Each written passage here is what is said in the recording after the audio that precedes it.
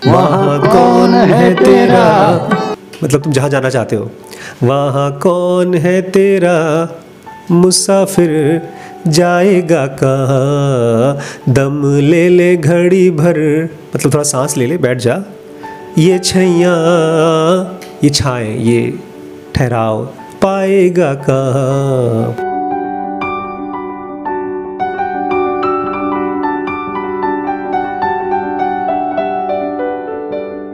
नमस्कार दोस्तों, स्वागत है आपका ज़ेन योगा 2022 में। हम लोगों ने IESM का डेफिनेशन समझ लिया। हमने ये भी समझ लिया कि एक आदमी की स्पिरिचुअल लाइफ में या किसी भी टाइप की सीरियस लाइफ में या किसी भी काम में अगर सक्सेसफुल होना है तो उसमें सबसे बड़ी रुकावट क्या है? क्या है? क्या है रुकावट? हमारी छोटी छोटी प्रॉब्लम्स। हाँ, उसको हम लोग डेली ट्रिफल्स काम भी तो होते हैं, उसमें प्रॉब्लम थोड़ी होता है। ग्रूवर अल्टाग, daily activities, daily mundane activities, daily boring activities. लेकिन आज हम लोग ने जो ज़ैड में पढ़ा, अगर उस ब्रीद इन और ब्रीद आउट की एक्सरसाइज को अगर करके हम लोग उन मंडेन काम को करेंगे तो खूब हेल्प होगी। अभी हम लोग ज़ैड में कम से कम 100 अलग अलग टाइप के मेडिटेशन पढ़ेंगे। 100। बचपन में हम लोग आपको जबरदस्ती पढ़ा देते हैं, डांट डांट के लिखना सिखाते हैं, वो मंडेन था और बहुत मुश्किल होती है बच्चों को पढ़ाना सिखाना। हैंड राइटिंग 1 2 3 4 रट पाना स्कूल में खेल खेल के कराते हैं। लेकिन जैसे जैसे आप बड़े होते जाते हैं आप चूज़ करना सीखते हैं, कुछ इंटरेस्टिंग चीज़ें करना और अनइंटरेस्टिंग चीज़ों को छोड़ना, अवॉइड करना। लेकिन इसकी वजह से हमारे ब्रेन में एक तरह का डिवीज़न, एक तरह का स्ट्रेन डेवलप होता है कि जब हमारा माइंड चूज़ करता है तो टेंशन में चला जाता है और उसको अवॉइड करना होता है वो सारी चीज़ें जो उसको बोरिंग लगती हैं।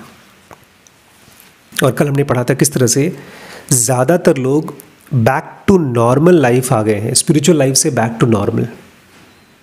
मुझे याद है पहले पापा जब जॉब करते थे बचपन में, मतलब हम लोग जब बचपन में थे तो पापा जब जॉब करते थे तो हर रोज़ कम से कम 4-5 पेज गीता के पढ़ते थे। वो नहा धो करके मंत्र जप करते थे, उसके अलावा गीता पढ़ते थे। मुझे लगता है वो शायद स्पिरिचुअल थे, अभी भी हैं, बट अब उनकी लाइफ बैक टू यूजुअल आ गई है। बैक टू यूजुअल मतलब एक आदमी बहुत एंथुजियास्टिक है सेल्फ को जानने के लिए, ट्रूथ को जानने के लिए, उसके बाद वो बुखार ख़त्म हो गया।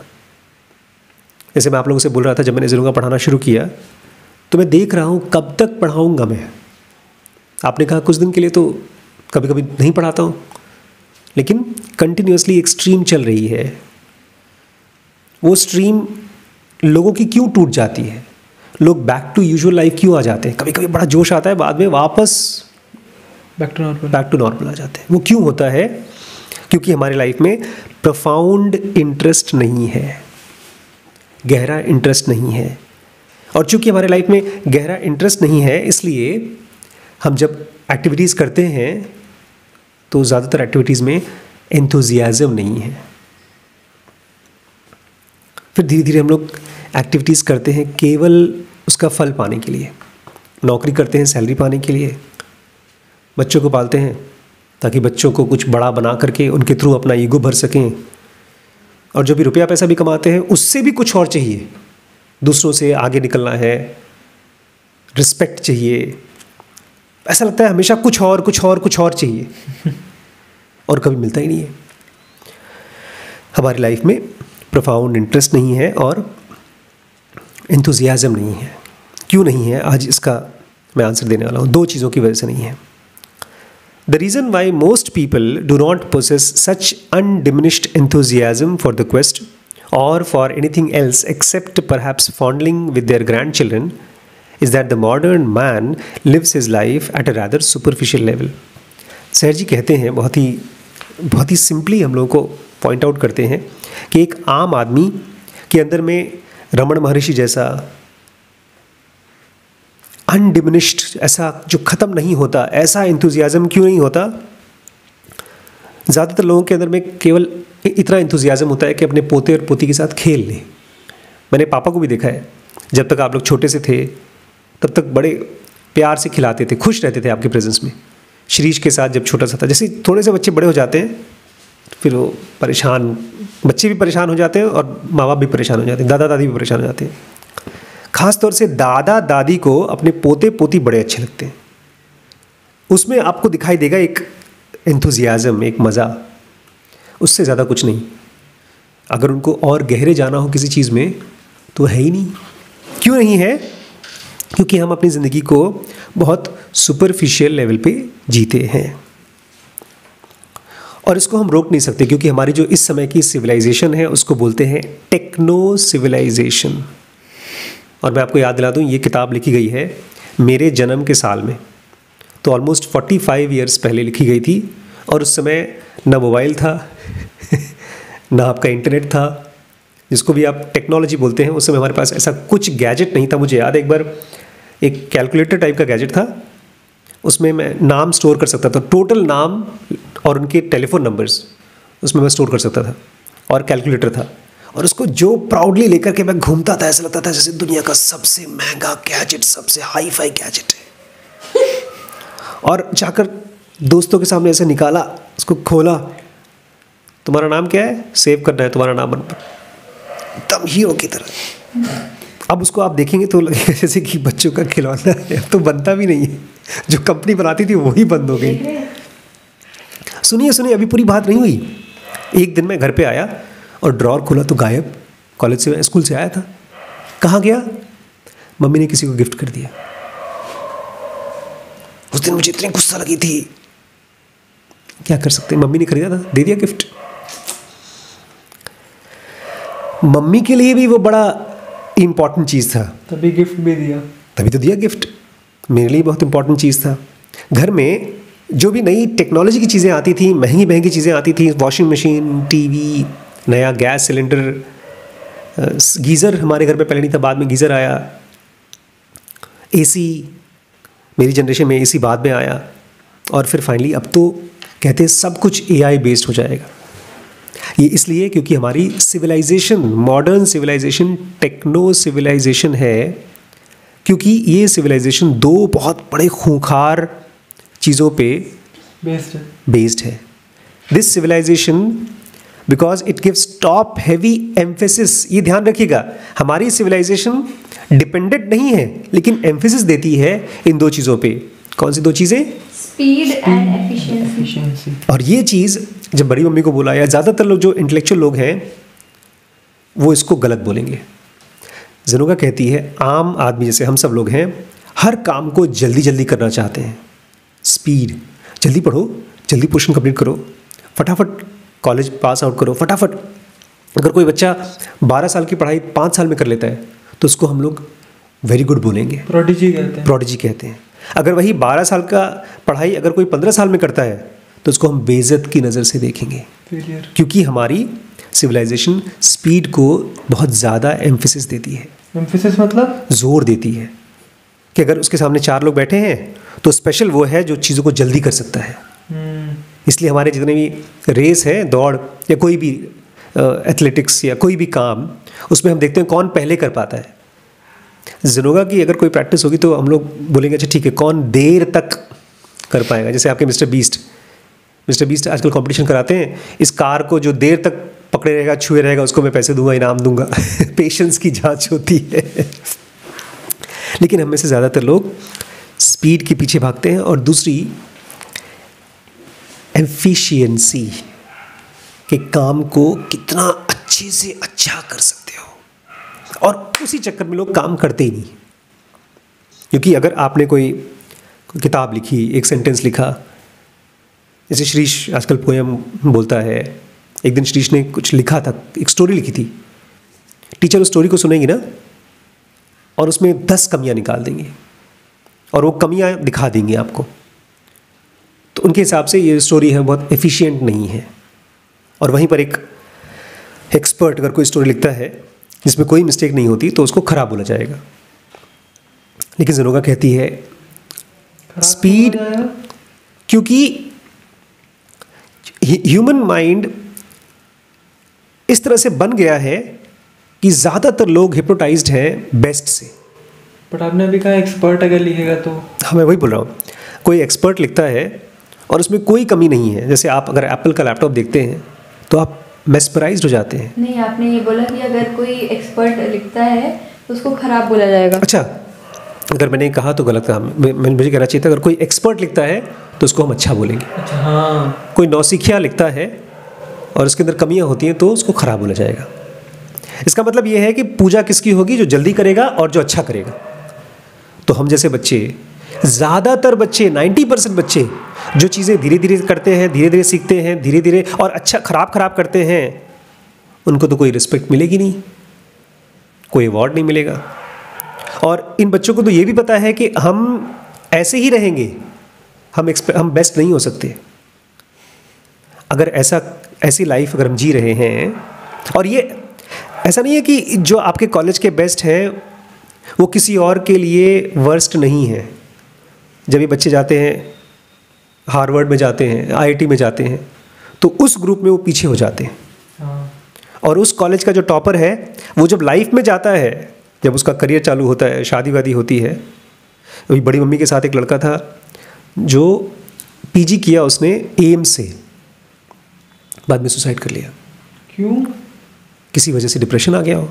क्योंकि आप हो सकता है किसी एक सेक्टर में बहुत अच्छा कर पा रहे हैं लेकिन दूसरे सेक्टर में आप बहुत ख़राब है, आपका रिलेशनशिप नहीं हो रहा है, आप प्यार अच्छे से नहीं कर पाते, अच्छे हस्बैंड नहीं है, अच्छे फादर नहीं है। तो अच्छा कि इतनी ज़्यादा पूजा होती है कि एक आदमी जब किसी चीज़ में बहुत अच्छा नहीं होता तो उसके लिए उसको ख़राब लगता है। और मैंने एक चीज़ रियलाइज़ की एज ए मेडिकल प्रैक्टिशनर, इतने ज़्यादा मरीज़ हैं, इतनी ज़्यादा बीमारियां हैं कि आप उनको हेल्प करो। आप अगर ये सोचो कि मैं अच्छे से अच्छा हेल्प करूंगा तो आप हेल्प नहीं कर पाओगे। जैसे कि कोई भंडारा हो रहा है, कहीं कोई भंडारा समझते हैं, गरीबों को खाना खिलाया जा रहा है फ्री में। उसमें आप डिसाइड करते हो नहीं, मैं तो भाई बुफे खिलाऊंगा, 5 स्टार का बुफे रहेगा, उसमें जर्मनी से खाना मंगाऊंगा, फ्रांस से मेरे केक्स आएंगे और बेस्ट से बेस्ट चीज़ ही खिलाऊंगा। तो आप इस ज़िंदगी में भंडारा नहीं कर सकते।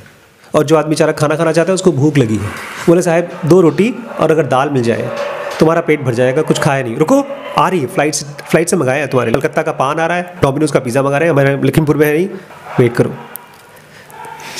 खुलेगा तब। एज ए मेडिकल प्रैक्टिशनर मुझे समझ में आया है कि what you need to do is whatever you have give that. एक टाइम पर मैं पेशेंट देखता था यहाँ पर चंदन में, अभी तो कम हो गए हैं, 100 पेशेंट रोज़ देखता था। तो एक पेशेंट को मुझे निपटाना पड़ता था 3 मिनट में, और 3 मिनट में मुझे डायग्नोसिस बनानी थी कि उसको क्या प्रॉब्लम हो सकती है। बिकॉज अगर आधे घंटे किया तो पीछे के जो पेशेंट हैं उनको रात के 12 बज जाएंगे, 1 बज जाएंगे, और ये पेशेंट आते थे बहुत दूर दूर से, 100 किलोमीटर दूर से। तो मुझे जानबूझ के उनको फटाफट डायग्नोसिस बनानी होती थी। तो मुझे ये नहीं लगता था कि मैं बहुत अच्छा काम कर रहा हूँ, बट मैं डायग्नोसिस बना रहा था। अभी ऊपर आंटी लोग काम करती हैं, माया आंटी हैं और बिला आंटी हैं, दोनों 3-3, 4-4 घरों में काम करती हैं, या चलो 2 घरों में काम करती हैं। एक अपने घर में काम करती होंगी, साफ़ सफाई खुद ही करती होंगी, उनके यहाँ तो कोई नौकरानी रखी नहीं होगी, वो दूसरे के यहाँ काम कर रही हैं, तो 2 घरों में काम करती हैं। तो बहुत बार उनसे अच्छा काम नहीं होता है। लेकिन मुझे अब समझ में आ गया है कि जो आदमी जैसा कर पा रहा है वो सबसे अच्छा है, क्योंकि वो कर पा रहा है। अब मेरा जोर, जैसे अगर ये एक्सीलेटर है, लोग एक्सीलेटर को बहुत दबा देते हैं, स्पीड और एफिशिएंसी से मेरा पैर हट गया है। अगर कोई आदमी धीरे धीरे करता है तुम उसको बोलता हो हाँ ठीक है करो, तुम जितना टाइम लग सकता है उतना टाइम में करो। और कोई आदमी बोलता है सर मैं ख़राब कर सकता हूँ, तो मैं उसको बोलता हूँ जितना ख़राब कर सकते हो ख़राब करो। और मेरी ये भी डिस्कवरी है कि एक आदमी जितना सीख चुका है उससे ज़्यादा ख़राब कर ही नहीं सकता। ऐसे अगर आप मुझसे कहिए एक सेंटेंस लिखो इंग्लिश में या एक वीडियो बनाओ, तो मैं ख़राब नहीं बना सकता। जितना आता है उससे ख़राब नहीं बना सकता। मैं ए को कितना ख़राब लिख दूंगा।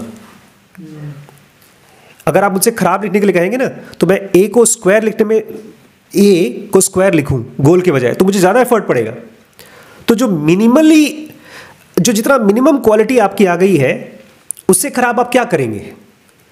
इसलिए रिक्वायरमेंट ये है कि आप करिए बजाय बेस्ट करिए। और यही स्टार्टअप में हो रहा है। जितने भी हम लोग VC पढ़ेंगे, हम लोग WBX पढ़ रहे हैं, आजकल स्केल अप पढ़ रहे हैं, कि किस तरह से बिज़नेस को फास्ट किया जाता है। सारे बिजनेसमैन कहते हैं कि अच्छे का वेट मत करो, परफेक्ट प्रोडक्ट का वेट मत करो, लॉन्च करो, बाद में इम्प्रोवाइज कर दो। लेकिन यहाँ तो एक स्पिरिचुअल बात चल रही है। स्पिरिचुअल वर्ल्ड में आपको जहाँ पर थॉट्स के बियॉन्ड जाना है, वहाँ पर आप बेस्ट नहीं कर सकते और वहाँ पर आप स्पीड नहीं ला सकते। क्यों? क्योंकि वहाँ पर पेशेंस चाहिए होता है। पेशेंस। सर जी कह रहे हैं, सुनिए, बहुत ही प्यारा इंसाइट है। We are all in a terrific hurry to go from where we are to where we are no better. हम सब बहुत जल्दी में हैं जाने के लिए, वहाँ से to go from where we are, जहाँ पर है वहाँ से जाने के लिए, वहाँ पर जाने के लिए जहाँ पर हमारी ज़िंदगी और बेहतर नहीं होगी। अब यहाँ से अब बैलगाड़ी से नहीं जाएंगे, कार से नहीं जाएंगे, फ्लाइट से जाएंगे। यहाँ पर बोर हो रहे थे ना, इसलिए हम टीवी देखते थे, मोबाइल देखते थे, इसलिए हम यहाँ से फ़्लाइट पकड़ेंगे और जाएंगे न्यूयॉर्क, और वहाँ पर मोबाइल देखेंगे और वहाँ पर हम वही काम करेंगे जो यहाँ करें, बिकॉज यहाँ पर बोर्ड थे तो वहाँ जा कर के वही काम करेंगे। We are in a terrific hurry to go from where we are to where we are no better. अब मान लीजिए आपकी लाइफ है, अभी आप लोग फल खा रहे हैं, रोटी सब्जी खा रहे हैं, सिंपल सी लाइफ जी रहे हैं, मज़ा नहीं आ रहा है, बोर हो रहे हैं, तो आप बहुत जल्दी में हैं वो 5 लाख वाली नौकरी पाने के लिए और 5 स्टार वाले घर में रहने के लिए, और जब वहाँ पर खाना खा रहे हैं तो वहाँ पर भी बोर हो रहे हैं। शुरू में अच्छा लगता है, बाद में बोर हो रहे हैं। तो लिटरली और एक फिगरेटिव तरीके से देखा जाए, हम अभी अपनी लाइफ में डिस्टर्ब्ड हैं, परेशान हैं, और हम वहाँ पहुँचना चाहते हैं जहाँ पर पहुँच करके डिस्टर्ब रहेंगे। हम अभी शांत नहीं हैं तो हमको लगता है फटाफट यहाँ से हम कहीं और चले जाएं तो वहाँ पर शांत हो जाएंगे। वही सर जी कह रहे हैं, वी आर इन टेरिफिक हरी। ये शांत हम क्यों नहीं है पता है? क्योंकि हम हरी में हैं, हम जल्दी में हैं। जैसे आप बोलती हैं मुझे फॉरेन जाना है, अब फॉरेन जाने के बाद भी ये जो बोर्डम है वो एज इट इज़ रहेगा कुछ देर के लिए, जब आप एयरपोर्ट पे रहेंगी, जब आप फ्लाइट पे रहेंगी, और वो भी पहली या दूसरी या तीसरी बार, उसके बाद वो भी आपका एक बोर्डम बन जाएगा, स्ट्रेस बन जाएगा। We are in a terrific hurry to go from where we are to where we are no better. एक रमण हुआ करते थे, रमण महर्षि, वो तो जहाँ थे वहाँ पर भी खुश थे, इसलिए कहीं गए ही नहीं। पूरी ज़िंदगी वहीं पहाड़ों पे बिता दिया उन्होंने। लोग बोलते थे आकर के हमारे घर में रहिए, बोलते कहाँ जाऊँ, ये पहाड़ ही मेरा घर है। तो एक पेड़ के नीचे जहाँ पर हम लोग के लिए गर्मी होगी, धूप होगी, ताप होगा, वो आदमी अपने अंदर घुस गया डिवाइन फ्रैगमेंट में। उसको कहीं और जाने की कोई जल्दी नहीं थी।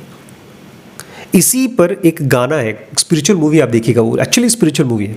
उसमें देवानंद लास्ट में एनलाइटन होते हैं, गाइड। उसमें गाना है, वहाँ कौन है तेरा, मतलब तुम जहाँ जाना चाहते हो, वहाँ कौन है तेरा मुसाफिर, जाएगा कहाँ, दम ले ले घड़ी भर, मतलब थोड़ा सांस ले ले, बैठ जा, ये छैया, ये छाएं, ये ठहराव, ये पेड़ की छाँव, पाएगा कहाँ, वहाँ कौन है तेरा। ये डिज़ायर पर भी अप्लाई करता है। हमको लगता है ये चीज़ मैं पा जाऊँगा तो मैं सुकून में सुकून हो जाएगा, लेकिन फिर से हमारी कंडीशन वही होती है। उस गाने का अंतरा भी अच्छा था, कोई भी तेरी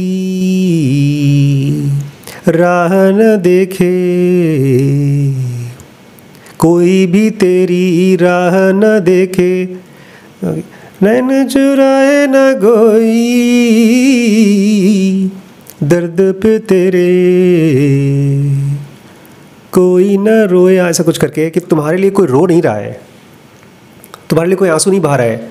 तुम जहाँ भाग कर पाना चाहते हो उसको, जिस भी चीज़ को आप पाना चाहते हैं, आप उसको जल्दी पाना चाहते हैं, लेकिन उसको पाने के बाद भी आपकी लाइफ ठीक वैसी ही रहेगी, no better, as it is, जैसी अभी है। Such a fast and superficial life needs a supply, constant supply of sensations to keep it going. अब मैं आपको बताना चाहता हूँ कि इतना तेज़ी से जीना पॉसिबल नहीं हो सकता। इसके लिए चाहिए होगा एक बूस्टर फ्यूल। जैसे बैलगाड़ी तो गाय भैंस से चल जाती है, लेकिन गाड़ी के लिए चाहिए डीजल। फ्लाइट के लिए, एयरप्लेन के लिए चाहिए उसका फ्यूल। ऐसे ही सुपरफिशियल लाइफ और फास्ट लाइफ जीने के लिए आपको चाहिए कांस्टेंट सेंसेशंस। क्या चाहिए? कांस्टेंट सप्लाई ऑफ सेंसेशन, एक के बाद दूसरा, तीसरा, चौथा, पांचवा। इसलिए आपके मिस्टर बीस्ट जैसे जब वीडियो बनाते हैं तो एक सीन, दूसरा सीन, तीसरा सीन, चौथा सीन, पांचवा सीन, छठा सीन, ताकि आप छोड़ ना सके उसको। एक फिल्म को बहुत फास्ट बनाया जाता है ताकि आप उसको छोड़ ना सके। सेंसेशंस के बिना अगर आपको कांस्टेंट सेंसेशन नहीं मिलती है और आप सुपरफिशियल लाइफ जीते हैं तो आप धीरे धीरे डिप्रेशन में चले जाएंगे। विदाउट किक्स और titillations the danger of depression arising from drudgery can not be avoided.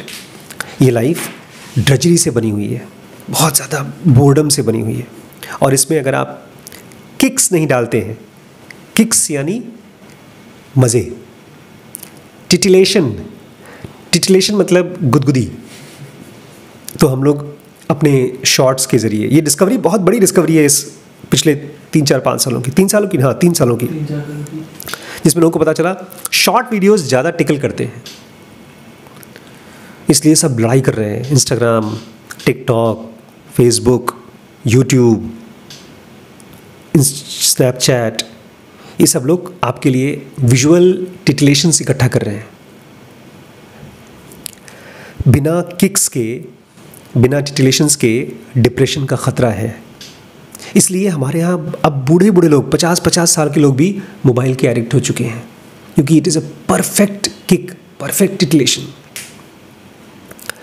Modern world may be described as one keen on being high by constant kick of some kind or another. एक शब्द है ज़ेनोगा में use किया गया है, being high। जानते किसको बोला करते थे हमारे ज़माने?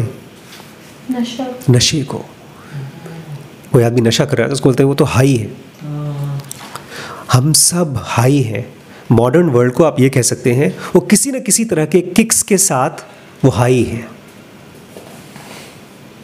लो रहते हैं तो डिप्रेशन आ जाता है। आप देखिए घरों में जो आंटी लोग हैं, बूढ़ी आंटी लोग हैं, ताई जी, दादी लोग, वो अगर किसी से गप्पे ना मारें, किसी की बुराई ना करें, बिचिंग ना करें, तो डिप्रेशन में रोने लगती हैं। उनको अपने पुराने दुख याद आते हैं। और क्या क्या चीज़ें हैं जिसको आप किक बोल सकते हैं? अल्कोहल किक है, सेक्स किक है, सेक्स करना, सेक्स देखना, सेक्स के बारे में बात करना, वो सब किक्स हैं। स्लीपिंग पिल्स, नशे की गोलियां किक्स हैं, नॉवेल्स, मर्डर मिस्ट्रीज़, फिल्में, वो सब किक हैं। और अब के ज़माने में तो गुरु बनाना भी किक हो गया है। अरे तू किसका, कौन से गुरु का? तुझे पता है वो गुरु, उनके कितना बड़ा आश्रम है, हमारे गुरु का तो और बड़ा आश्रम है। एक तरह से वो भी किक बन गया है। Now true spirituality is something else. True spirituality is essentially a matter of deep experience and not kicks. ये जब मैंने सुना मेरे सर से ऐसा लगा जैसे बहुत सालों का पुराना पर्दा हट गया कि स्पिरिचुअलिटी किक नहीं है।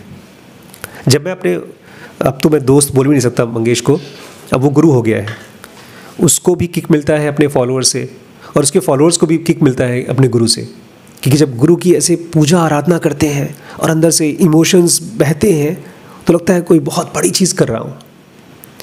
बट किसी भी तरह का किक या इमोशनल हाई, वो आँखों से निकलना, आंसू हो, मुझे याद है मैंने उसको एक्सपीरियंस किया है। मैं कल के आश्रम में था और वहाँ पर दिन भर कुछ न कुछ मेडिटेशन कराया करते थे, प्रैक्टिस कराया करते थे। शाम को भजन, खूब ज़ोर ज़ोर से भजन, और उसके बाद डांस कराते थे। पागलों की तरह डांस करते थे लोग। और हम लोग इस्कॉन में होता है, ज़्यादातर संस्थाओं में जहाँ पर लोग ग्रुप में लोगों को इकट्ठा करते हैं, तो ये सही होता है, ये किक है। They are high. उनको लगता है, मुझे खुद लगता था कि मैं, पता है, कल के आश्रम का मैं शिष्य हूँ, और मैंने जो प्रोग्राम अटेंड किया था 42 डेज़ का, वो तो एनलाइटमेंट के लिए था, और मैं अपने आप को बोलता था मैं एनलाइटन हो गया हूँ। एग्ज़ाम में फेल होता था, घर में मार खाता था, अंदर अंदर रोता था, पैसे नहीं थे जेब में, क्या ज़िंदगी जीनी है, कैसे पैसा कमाना है, कैसे घर पालना है, कुछ नहीं पता था। एनलाइटन हो गया हूँ क्योंकि दिमाग में हाई था मैं।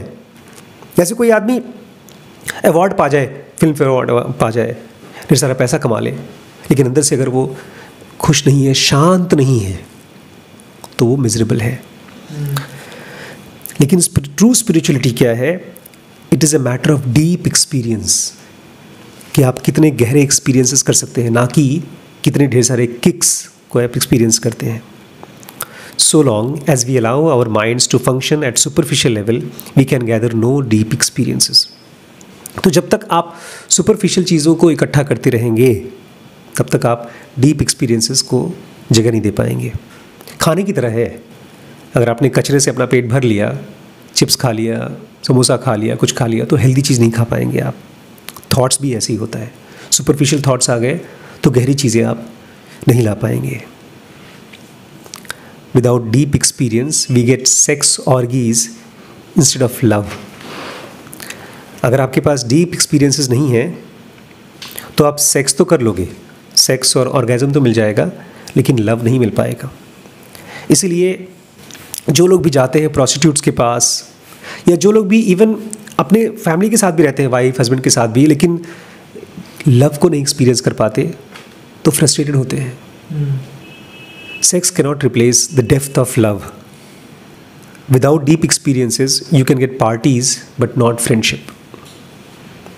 बिना गहरे experiences के आपको parties तो मिल जाएंगी, आप मौज मस्ती तो कर लेंगे, लेकिन friendship नहीं मिलती। आपको dogmas मिल जाएगा, लेकिन devotion नहीं मिलेगा। इस समय जो मंदिरों में होता है वो dogma होता है, रूढ़िवादिता।